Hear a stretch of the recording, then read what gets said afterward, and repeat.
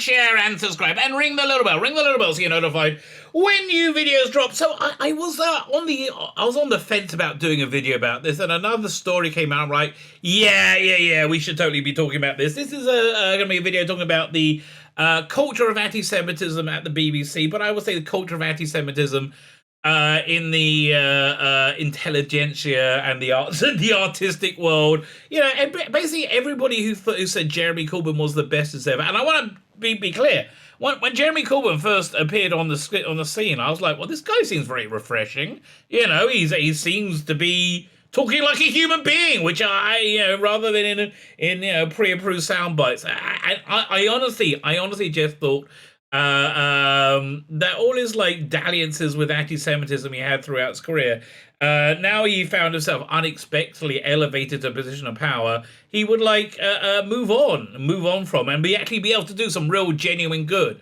right? You know, for Palestinian causes that he actually cared about. Nah, turns out he just really hated Jews, because that's just really kind of endemic about that type of society. Yeah, this is kind of why I like Ricky Gervais, right? Ricky Gervais seems like he might just be putting on a complete act, right? A complete act. But he just seems like a normal person interacting with the entertainment industry, and you're going, oh, you people are disgusting, right? I love that bit in Extras where they have Keith Chegwin on it, right? They're talking about, they're making a pilot to his show. Oh, I really can't remember. But he just turns around and he says, BBC, wait for the BBC, still full of gays and Jews, is it? And that's just a kind of like, I like that humor. That kind of humor that makes me that makes people somewhat uncomfortable. I like that a lot. But yeah, I think it's probably something that he did interact with working with the BBC. I think it's something that most people have interacted with working with the BBC, because it's endemic to the BBC, because the BBC is essentially a Hooray Henry. It's been stayed the same its entirety, right? It's coming up to the scenery. It's basically ran by a bunch of elitists who went to Eton, right? And that's Guardian readers who form a absolutely tiny part of the population that live on Twitter, that teeny tiny bubble that has completely no connection to real genuine people, right? British public. And before I really get into this video, which is going to be lambasting a British institution, I really want to say listen. I think anti-Semitism, I think racism is everywhere. I think anti-Semitism, you will not find a place where that isn't. I do have a lot of pride in being English, because I think it's one of the when push comes to shove, right? Over and over again, the people of Britain have said, sod off to all anti-Semites, from Brick Lane right up until Jeremy Corbyn in 2019. Over and over again, the Great British Public have earned the name the Great British Public, because they're freaking great, right? And that's why I think BBC is at such incredible odds with the British public, because this is the culture that goes on, that they have there. Fine, so we're going to look at two stories today. Like, share, subscribe. I mean, even though you might not like it, I'm not a huge fan. Like, share, subscribe, comment. If you're on Rumble, hit the Rumble button. Sign up to my Substack, which is an email newsletter. Which people have signed up to it. They've said they immediately upon signing up to it, it's free. They experience a huge boost in sexual prowess. Right, it's incredible. Listen.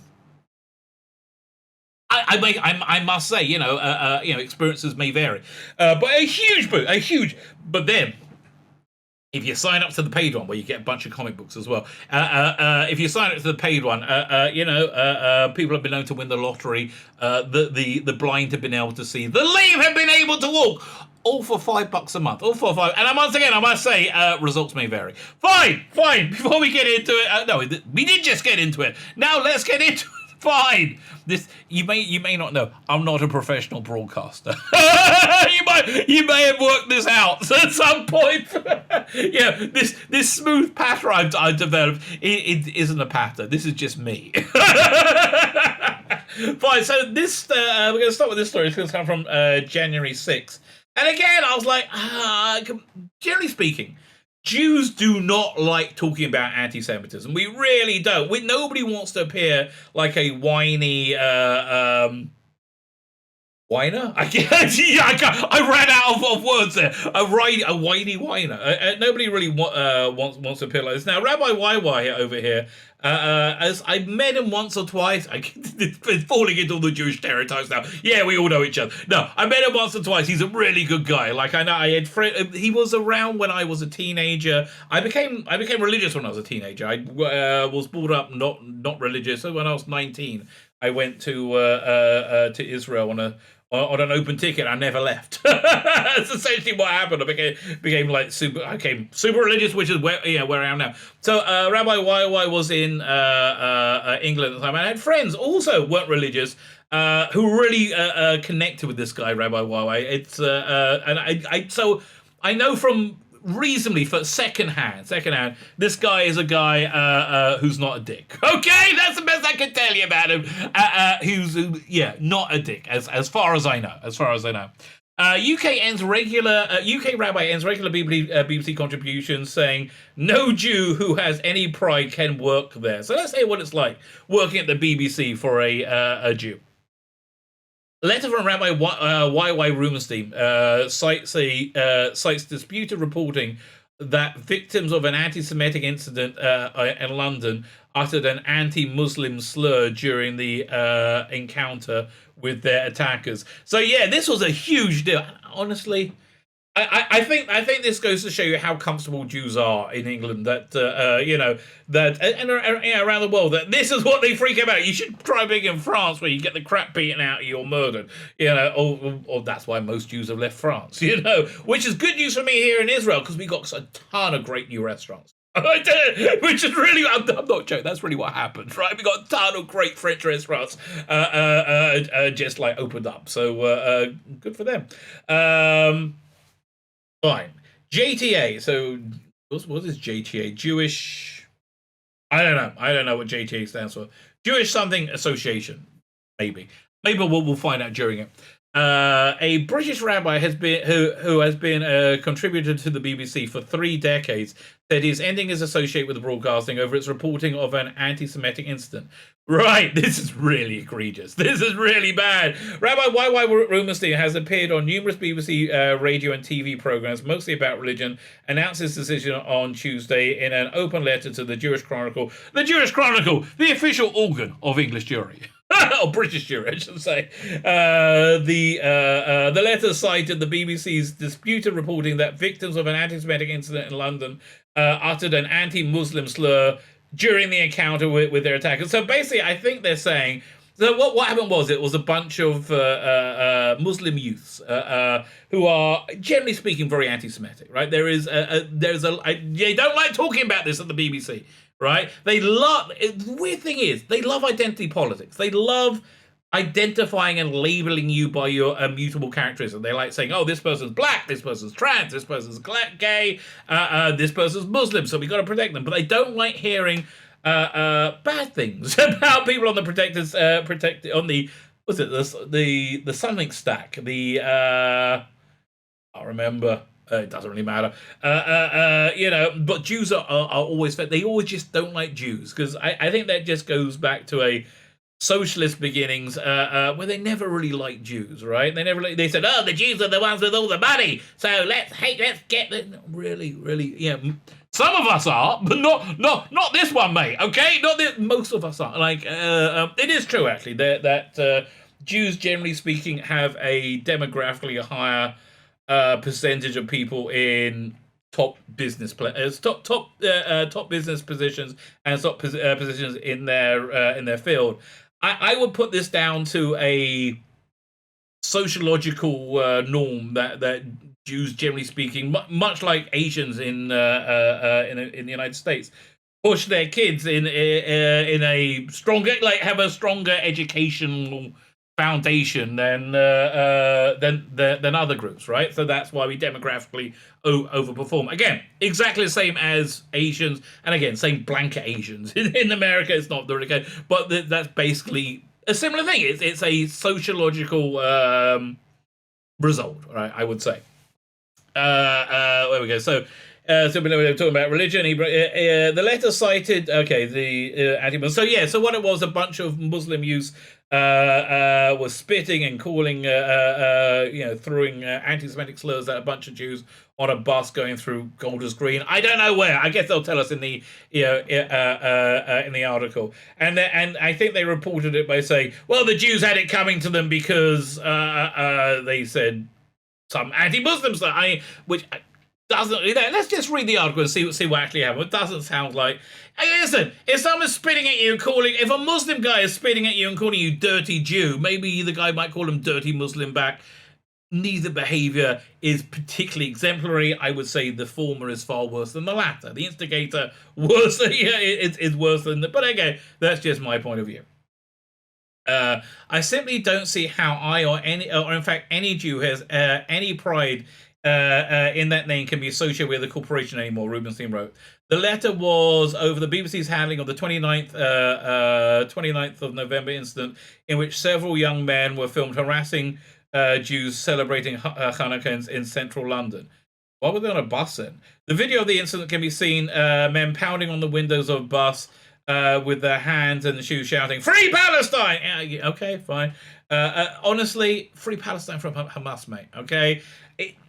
Genuinely, if you come to Israel, right, you will see something that you've never been here before. You'll see something that you'll see a lot of Jews. Okay, that's the first thing you'll see. I used to go to this great hotel. It's not as good as it used to be anymore. I haven't been in years.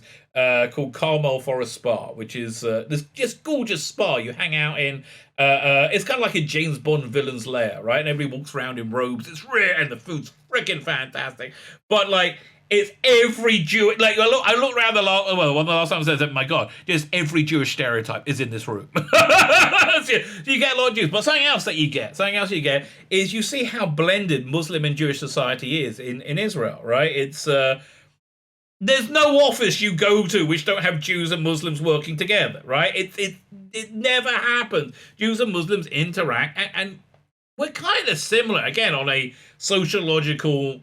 On from a social point of view, there's a lot of similarity, but we're an incredibly blended society, right? Which again, you don't expect to see that. You have you have like places like Gaza, which just are run by people who just really want to kill Jews. They really want to kill Jews, and anything the Israel does to stop them killing Jews is then called anti-Palestinian. Whatever, bias, disproportionate, and like really, if someone's trying to kill you with a rock and you shoot him with a gun, so that's gonna happen, right? Someone's trying to kill you. So free spitting on the bus and flipping the middle fingers at the passengers as the bus drove away. At least one of the men performs what appears to be a Nazi salute. It doesn't appear to be. That is right. Hello, Cooey. What do you think he's saying? Of course, it's a Nazi bloody salute. I probably got the video in trouble. I should have said naughty National Socialist. Maybe I said it quick enough. The algorithm didn't pick it up. BBC asserted in the article in the incident that the racial slurs about Muslim could be heard inside the bus was later amended to say only one slur was heard. Yeah, you see, they ignore this completely. They ignore that. Oh, but those Jews are causing trouble. But the Board of Deputies of British Jews said their own expert analysis of the video has determined there was no evidence of an anti-Muslim slur, and it's likely BBC had misinterpreted a Hebrew phrase instead. I believe the Board of Deputies have proven the lie of the BBC's claim, Rubenstein said there. It's not pretty good, not that good then, is it? About 250 demonstrators gathered last month outside the BBC's headquarters in Bordeaux to protest the coverage of the incident. 250 Jews, man. There's a lot of jokes that I'm not going to make. Okay, that I'm not making right now. It's great it being my own people that I can kind of take the piss, but okay, never mind. The Board of Deputies said it's scheduled to speak to the Director General later this month about the reporting. God, this is so Jewy. Like the police are investigating after Yobs. After Yobs attempted to smash a window of the bus carrying Jewish teens celebrating Hanukkah, they also spat the window. Should we play the video? See if it plays. Okay, listen. No. And again, it's not good, but no one's got a knife or a rock in your hand. It's like, Look, listen. This is why I live in Israel. Basically, this is why I live in Israel because I don't want to get the crap kicked out of me by a bunch of English Muslim youth. Yobbos. Who said the incident was a larger part of anti-Israel sentiment and intolerance for dissecting views on within the BBC. He also wrote the practicing Christians hid their faith at the BBC so as not to harm their chance of promotion. I believe that completely. And that anyone, I keep saying this is the end of days, baby, but look at what other time in history have Jews and Christians been in the corner together, right? Normally you're feeding us to the lions, but right now, we're all in trouble. It was actually the Romans. Feed the Jews to the, they fed the Christians to the lions as well, for that matter. Okay, but yeah, Rome became whatever. After the end of the pattern, wider into the Christians. Yeah, exactly. The Daily Cross as and anyone seen reading the Daily Telegraph, a right-wing newspaper, wouldn't last 10 minutes. Rubenstein is a Glasgow-based rabbi, Orthodox rabbi, whose contributions to the BBC over the years have included blah blah blah blah blah. We're sorry to hear Rabbi Wine's decision has always provided blah blah blah blah blah. So who said this? Is this do we get the name of the person? Fine. So then I saw this today. By the way, sent out by Gareth Roberts, Doctor Who writer Gareth Roberts.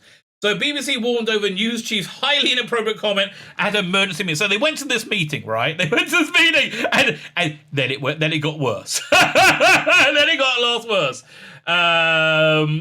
So it's a highly inappropriate comments they made. They met with Tim Divvy and what's the name? Something Unsworth. What's the name? Angry lad. Fran Unsworth of allegations of highly inappropriate comments made at the about the communal organisation at the meeting last week. So what'd she say? Discussing the ongoing row about BBC reporting of the anti-Semitic incident in which a group of Jewish passers-by celebrate. Okay, we just said that. The letter seen by Jewish News, the board of directors protest, and she and the other members of the communal organisation at the meeting were extremely taken back by comments made by Fran Unsworth during the meeting because they don't feel any need to cover this up, right? Because they're all freaking anti-Semitic. Her false accusation was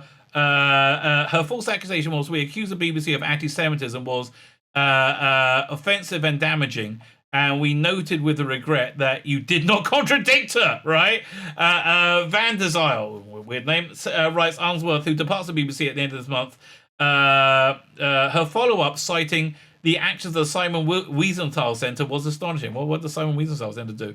The Board of Directors has absolutely nothing to do with this list. I have no idea, right? But again, Simon Wiesenthal Centre, as far as I understand, they look for naughty National Socialists. I have no idea what you're talking about. But yeah, it's like a completely different organisation. Like, that's weird. It's like you going to complain to the C of E, Church of England, about something the Vatican did. They're like, it's not us, mate. Whatever. Has absolutely nothing but nothing to do with this list, praised by an American-based organisation, and has not promoted it in any way. We are not collectively responsible for this action. I have no idea what this list is, right? To cite this as evidence that we have accused the BBC of anti-Semitism suggests that Ms. Unsworth also paints completely different groups with the same brush. Here's the rub, right? This is the thing. At the very best, this is completely else with claims for the need for accuracy from the BBC. At worst, it's a not so very subtle way of saying you lot are all the same. It's worse, mate. It's worse. I would like to know what action you're going to take to discipline Ms. Unsworth for highly inappropriate comments. The ECU representative invited by BBC was in the meeting and witnessed these comments by Ms. Unsworth firsthand.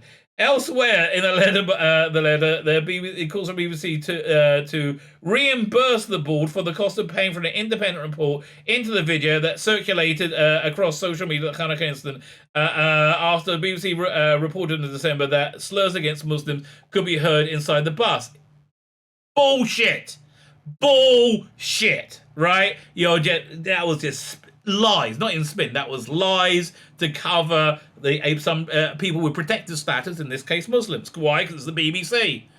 I mean, like, listen. I guess they got to do something in the off time when they're not molesting children. So yeah, let's just make stuff about Jews. Let's hit all the best ones. The president writes, I would also like to reiterate that the point made by our organization chief executive regarding reimbursement of the board's costs.